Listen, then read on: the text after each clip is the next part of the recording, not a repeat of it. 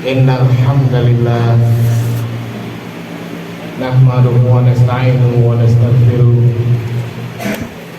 wa na'udzu billahi min syururi anfusina wa min sayyiati a'malina may yahdihillahu fala mudilla lahu wa may yudlil fala hadiya lahu.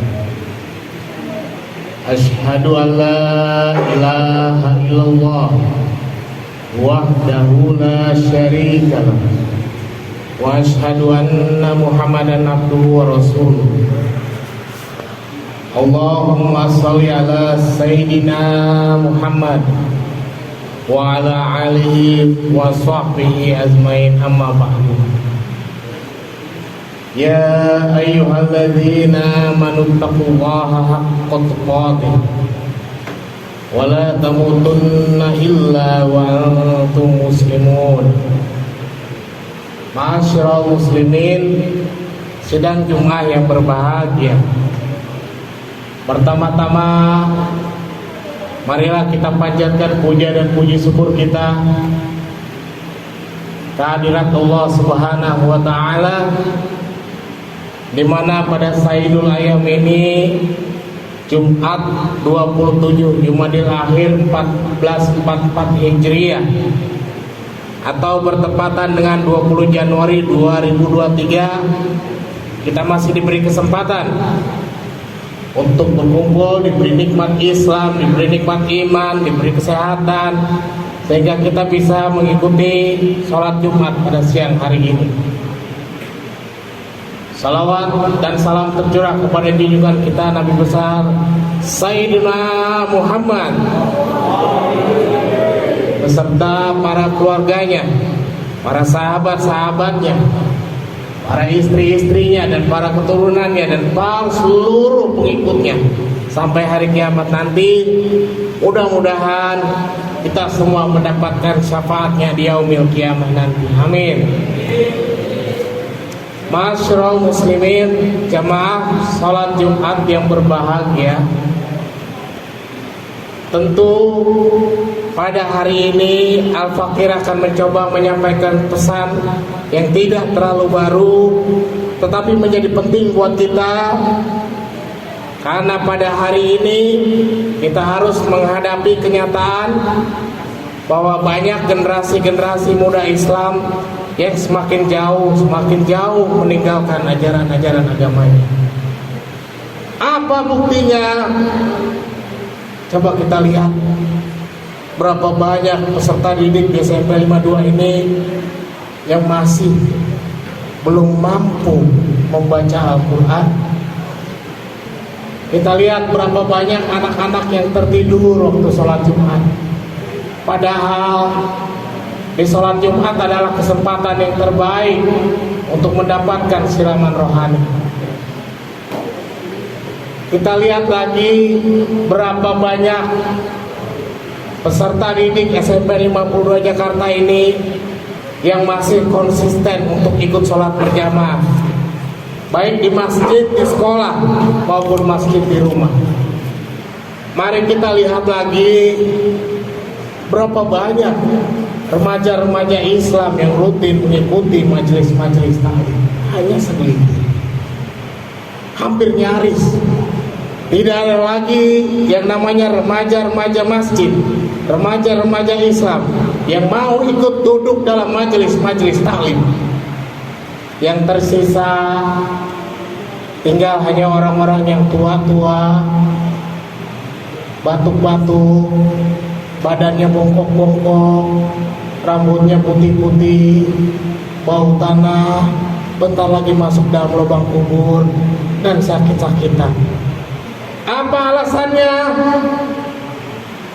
Sibuk, dan sibuk. Sibuk untuk apa? Sibuk urusan tugas sekolah. Sibuk apa? Sibuk urusan kuliah. Sibuk urusan hobinya masing-masing. Bahkan kalau kita mau lebih membuka mata dan telinga kita lihat eksperimen sosial di sosial media. Banyak kita temukan Ada anak muda yang sanggup menghafal puluhan lagu, tapi tidak sanggup menghafal ayat-ayat atau surat-surat pendek di dalam Al-Quran. Dan yang paling memilukan, mencengangkan, aktual dan up to date, tersebarnya berita 125 pelajar SMP dan SMA di Ponorogo di Jawa Timur yang hamil di luar nikah. Na'udzubillah min. Kejadian yang demikian itu benar-benar memilukan. Bahkan di minggu pertama Januari 2023 ada 7 pelajar, diantaranya pelajar SMP. Pelajar SMP yang tengah hamil dan melahirkan. Untuk itu khutbah Jumat kita pada 27 Jumadil Akhir 1444 Hijriah ini kali ini akan kami beri tema jagalah dirimu dari perbuatan yang keji dan mungkar. Jamaah sholat Jumat yang berbahagia, kita tentu sama-sama memahami bahwa pada masa sekarang ini begitu dahsyat dan derasnya pengaruh teknologi dalam kehidupan remaja, sehingga jangan heran jika dalam kehidupan sehari-hari banyak kita jumpai generasi-generasi muda kita ini seperti kehilangan jati diri, menjadi generasi TikTok, generasi gadget, generasi yang kehilangan perhatian terhadap pesan-pesan kebenaran, bercanda dan tidur kalau sholat Jumat, tapi begitu bersemangatnya kalau lagi TikTok. Alhamdulillah. Lalu bagaimanakah Al-Quran menjawab persoalan tentang rebaknya, maraknya pergaulan bebas yang terjadi di kalangan remaja sekarang ini? Jamaah sholat Jumat yang berbahagia, Al-Quran adalah solusi daripada kehidupan ini. Di dalam surat Al-Ankabut Allah berfirman, A'udzubillahi minasyaitonirrajim. Bismillahirrahmanirrahim. Utlu ma uhiya ilaika minal kitabi wa aqimis shalah. Inna sholata tanha 'anil fahsya'i wal munkar. Utlu ma uhiya ilaika minal kitab. Bacalah apa yang telah diwahyukan kepadamu, yaitu Alkitab. Ini kitab Al-Quran. Wa aqimis shalah, dan tegakkanlah sholat. Inna sholata tanha, sungguhnya sholat itu mencegah anil fahsya'i wal munkar, dari perbuatan yang keji dan mungkar. Wala zikrullahu akbar, dan sesungguhnya mengingat Allah adalah lebih besar keutamaannya. Wallahu ya'lamu ma tasna'un, dan Allah mengetahui apa yang kalian kerjakan. Ma'asyiral muslimin rahimakumullah, jika saja kita mau mentadaburi ayat ini baik-baik, maka sesungguhnya Allah bukan memerintahkan kita hanya untuk mengerjakan sholat. Sekali lagi saya ulangi, Allah bukan hanya memerintahkan kita untuk mengerjakan sholat, lebih dari itu. Karena jika kita hanya mengerjakan sholat, maka sholat yang kita kerjakan hanya sebatas gerakan dan ucapan semata, yang dimulai dari takbiratul ihram dan diakhiri dengan salam. Namun menegakkan sholat memiliki makna yang lebih mendalam lagi, yaitu disertai dengan menghadirkan Allah di dalam hati kita. Menghadirkan hati kita, sholat dengan hati, dan di dalam sholat itu dilakukan dengan penuh kekhusyuan, keseriusan, kesungguhan, sehingga kapanpun dan dimanapun kita berada, kita selalu merasakan keberadaan Allah, dan kita sangat meyakini bahwa Allah akan selalu dan selalu melihat, mengawasi dan mengetahui segala sesuatu yang kita kerjakan. Dan apa konsekuensi dari sikap muraqabah tadi?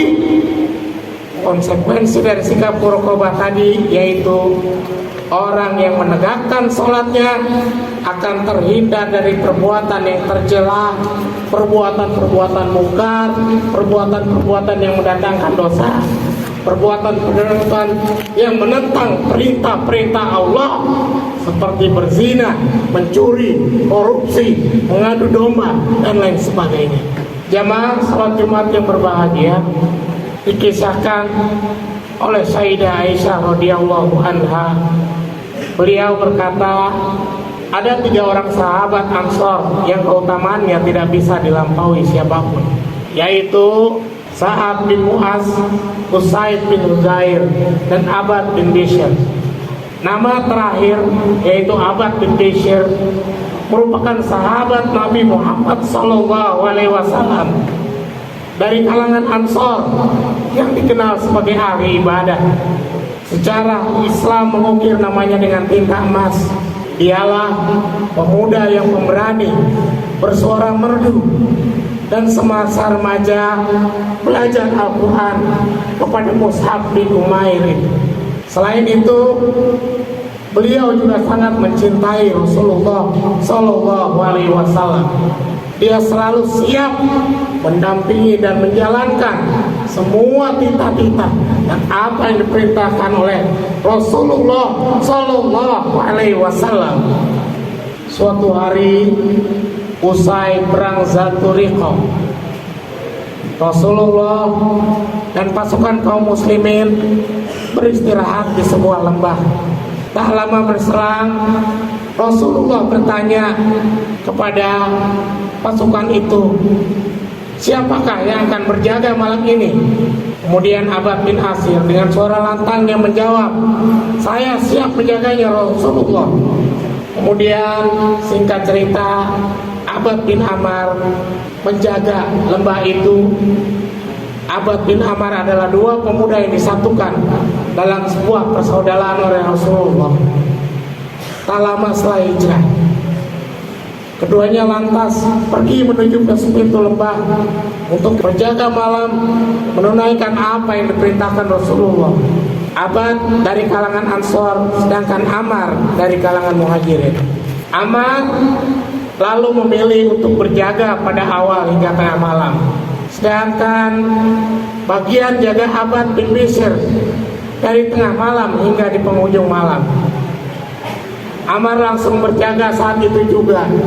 Sementara Abad sambil menunggu giliran berjaga, ia melaksanakan sholat beberapa rakaat. Waktu terus berjalan dan mungkin akibat kelelahan, tanpa disengaja Ammar bin Yasir ketiduran. Dia tertidur dan saking khusyuk sholatnya Abad bin Basir, dia tidak menyadari jika teman berjaganya itu telah tertidur lelap, sedangkan dia nampak terus masih asik beribadah kepada Rabb-nya. Sementara di lain pihak, musuh-musuh kaum muslimin yang sedari tadi mengintai mereka langsung memanfaatkan kelengahan itu. Sang musuh melepaskan anak panahnya ke arah tubuh Abad bin Bishr. 3 anak panah menghujam tepat di tubuh sahabat yang mulia itu. Namun sang ahli ibadah sama sekali tidak terusik sedikit pun, karena saking khusyuknya sholat sahabat Rasulullah itu. Setiap anak panah mengenai tubuh Abad lalu dicabut dan dilemparnya anak panah itu. Saya kembali melanjutkan gerakan sholatnya. Usai sholat, ia pun baru merasakan sakit akibat hujaman anak panah itu.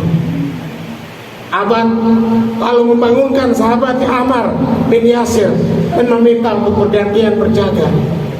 Dan alangkah terkejutnya Ammar melihat Abad sudah berlumuran darah. Ammar lalu bertanya kepada Abad, mengapa ia tidak membangunkan saat terkena anak panah?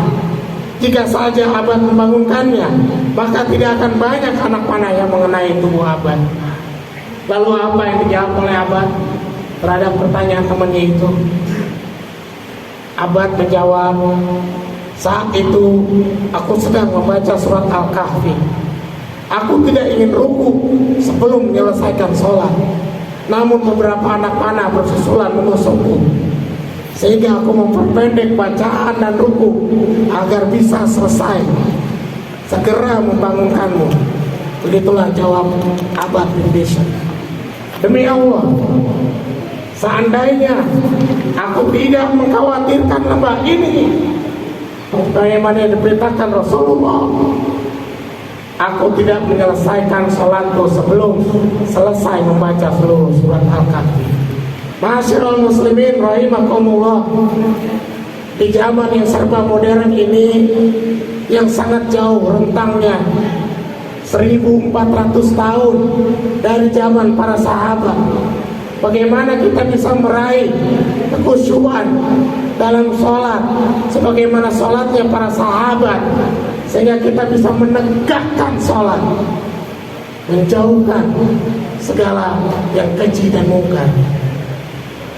Para ulama mengajarkan kepada kita, sekurang-kurangnya terdapat 7 poin penting yang harus kita ingat baik-baik dan amalkan untuk bisa khusyuk dan akhirnya bisa menegakkan sholat dalam kehidupan kita sehari-hari. Yang pertama, sholatlah di awal waktu. Menunaikan sholat secara berjamaah di awal waktu akan sangat berimbas pada tingkat kekhusyuan seseorang dalam sholat. Sebab waktu sholat masih panjang, sehingga hati akan merasa ketenangan dalam mengerjakannya. Berbeda halnya jika sholat dikerjakan di akhir waktu. Sholatnya bisa jadi akan tergesa-gesa. Bahkan di dalam banyak hadis, Rasulullah SAW memotivasi kepada kita para pengikutnya untuk selalu sholat di awal waktu. Apa hadisnya? Disebutkan qala Rasulullah SAW an Ummi Farwah qalat su'ila Rasulullah SAW. Dari Ummi Farwah, dia bertanya kepada Rasulullah SAW. Apa pertanyaannya? Ayyul a'mali afdal? Apakah amalan yang utama? Rasulullah menjawab, qala sholatu fil awal wa waqtiha. Rasulullah menjawab, amalan yang utama adalah sholat di awal waktu. Poin yang kedua, selain sholat di awal waktu, sempurnakanlah wudhu kita. Membaca doa wudhu dengan baik, memohonkan ampunan pada saat berwudhu, dan selalu membaca doa setelah wudhu dan memahami makna bacaan doa setelah wudhu dengan baik. Karena Rasulullah menjelaskan bahwa wudhu yang kita lakukan dengan sempurna akan menguburkan dosa-dosa yang pernah kita perbuat. Wa an Utsman bin Affan radhiyallahu anhu qala, dari Utsman bin Affan radhiyallahu anhu beliau berkata, qala Rasulullah sallallahu alaihi wasallam, Rasulullah sallallahu alaihi wasallam bersabda, man tawada fa ahsanal wudu'a, barang siapa yang berwudu lalu memperbaguskan wudunya, yaitu menyempurnakan sesempurna mungkin, kharajat khatayahu min jasadi, maka keluarlah kesalahan-kesalahan dari badannya, hatta takhruju min tahti asfari, sehingga keluar dosa-dosanya itu sampai dari bawah tubuhnya. Poin yang ketiga, pakailah pakaian yang terbaik ketika pergi sholat, sebagaimana yang diperintahkan Allah di dalam surat Al-A'raf ayat 31. Bagaimana bunyinya? Ya Bani Adam, wahai anak Adam, khusus zinatakum inda kulli masjid, pakailah pakaian-pakaian kalian yang indah ketika memasuki masjid. Wa kulu washrabu wa la tusrifu, dan makan minumlah dan janganlah berlebih-lebihan. Innahu la yuhibbul musrifin, Sungguhnya Allah tidak menyukai orang-orang yang berlebihan. Poin yang keempat, sholat berjamaah di masjid. Jangan tinggalkan sholat berjamaah.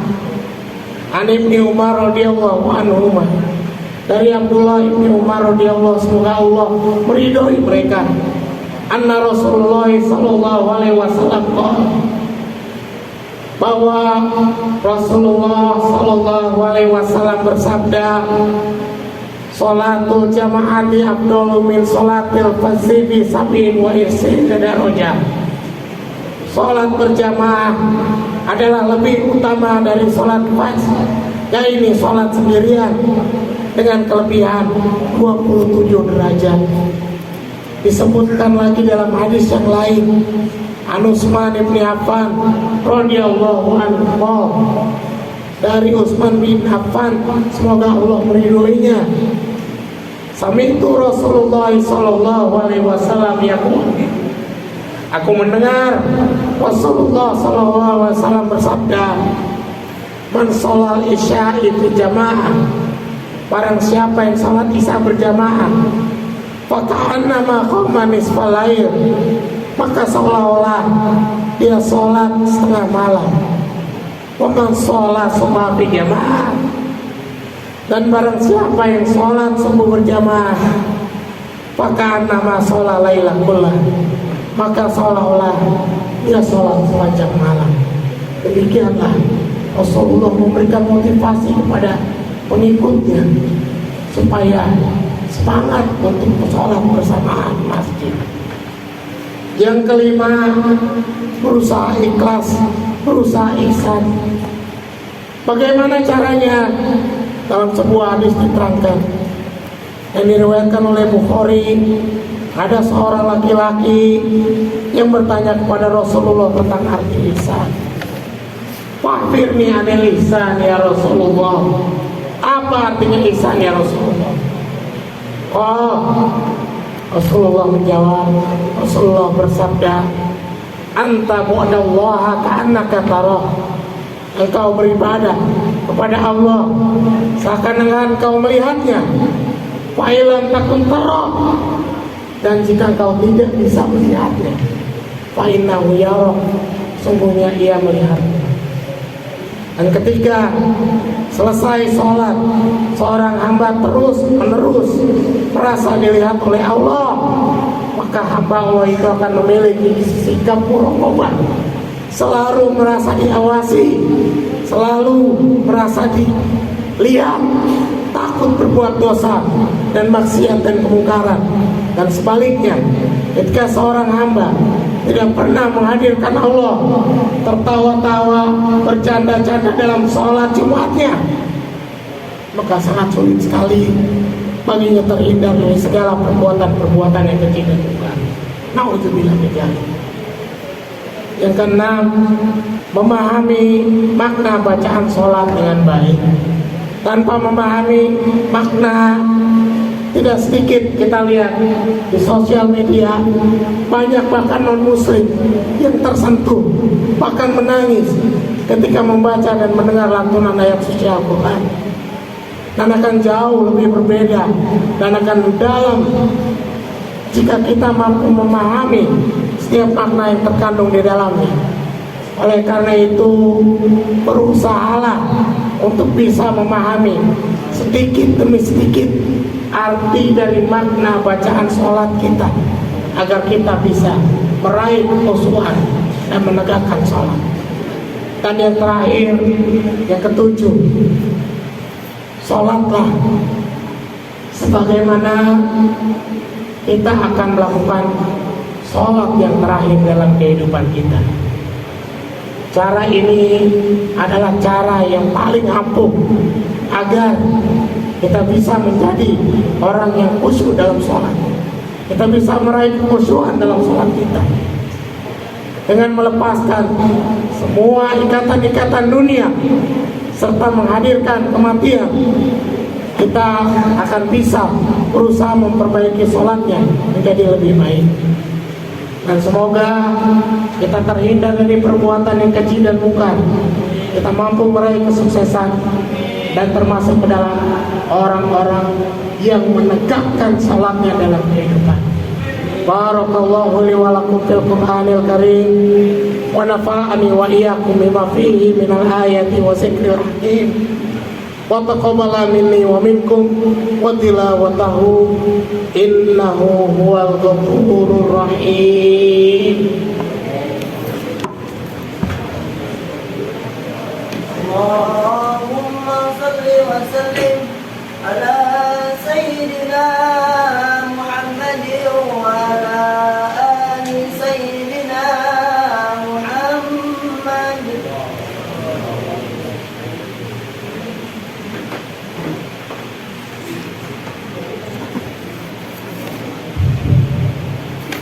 Alhamdulillah wa kafa wassalatu wassalamu ala nabiyil mustafa wa ala alihi wa sahbihi wa man tabi'ahum ila yaumil wafa. Asyhadu an la ilaha illallah wa asyhadu anna Muhammadan abduhu wa rasuluh. Allahumma sholli ala sayyidina Muhammad wa ala ali sayyidina Muhammad. A'udzu billahi minasy syaithanir rajim.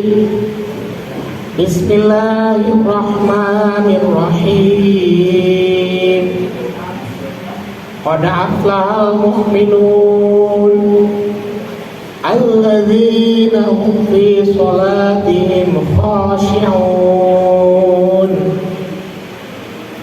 Sungguh beruntung orang-orang yang beriman, yaitu orang-orang yang khusyuk dalam salatnya.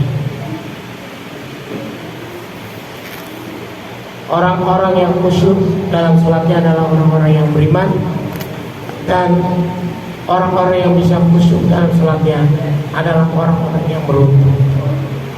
Inna Allaha wa malaikatahu yusholluna 'alan nabi. Ya ayyuhalladzina amanu shallu 'alaihi wa sallimu taslima. Allahumma sholli ala sayyidina Muhammad wa ala ali sayyidina Muhammad wa ala sahabati ajmain, Abi Bakri wa Umar wa Uthman wa Ali wa ala sahabati ajmain wa ala tabi'in wa tabi'ahum ala bi ihsani ila yaumiddin. Allahumma ighfir lil muslimin wal muslimat wal mu'minat minhum wal amwat. Allahumma inni a'udzu bika minal barasi wal jununi wal juzami wa min syai'il asqam. Rabbana hab lana min azwajina wa dzurriyyatina qurrata a'yun waj'alna lil muttaqina imama. Rabbana taqabbal minna innaka antas samiul alim. Innaka antat tawwabur rahim. Rabbana atina fid dunya hasanah wa fil akhirati hasanah wa qina adzabannar. Ibadallah, innallaha ya'muru bil adli wal ihsan wa ita'i dzil qurba wa yanha 'anil fahsya'i wal munkari wal baghi ya'izukum la'allakum tadhakkarun. Wazkurullahal azim wazkurkum washkuruhu ala ni'amihi yazidkum wa la zikrullahi akbar. Wallahi ya'lamu ma tasna'un.